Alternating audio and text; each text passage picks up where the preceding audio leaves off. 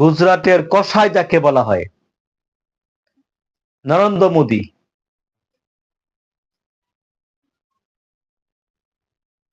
যেই সংখ্যালঘুদের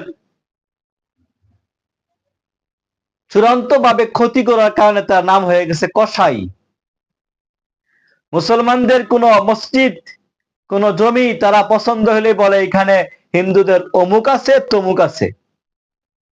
আমার তো মনে হয় এই চক্রান্ত করে সে চাচ্ছে ভারতের মুসলমানদের ঐতিহ্যগুলো নষ্ট করতে।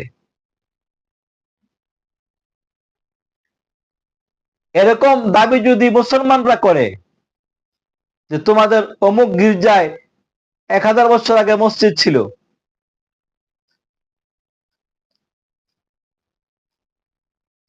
তো তারা কখনোই তা মানবে না। মুসলমানদের জমি, মুসলমানদের ঐতিহ্যবাহী মসজিদ, এগুলো তারা দখলের পায়তারা করতেছে। এবং গরুর গোশত খাওয়া নিয়ে তারা মুসলমানদেরকে হত্যা করেছে। আমার মুখের কথা বিশ্বাস করার কোনো প্রয়োজন নাই।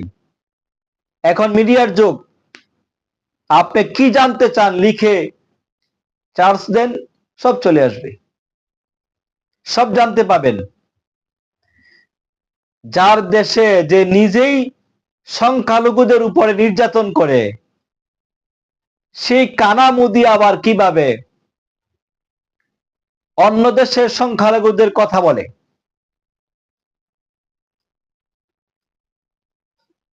তারা উস্কানি দিচ্ছে, তারা আক্রমণ করবে, হ্যান করবে, ত্যান করবে। তোমাদের মতো মালুদের জন্য মুসলমানরা কিছু পশম ভিজিয়ে রাখছে, এই পশমও ছিঁড়তে পারবে না। তোমরা এত অনিষ্টকারী এক সম্প্রদায়, প্রতিবেশী কোন রাষ্ট্রের সঙ্গে তোমাদের ভালো সম্পর্ক নাই।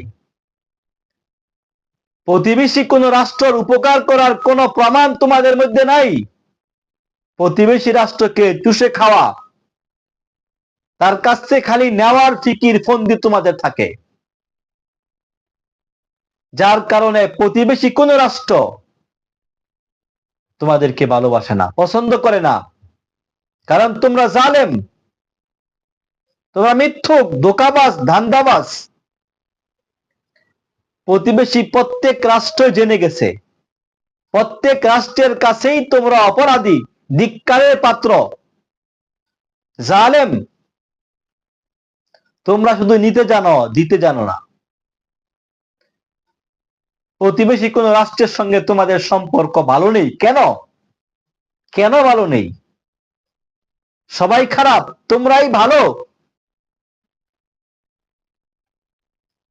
অবশ্যই না, তোমরাই খারাপ, বাকিরা ভালো।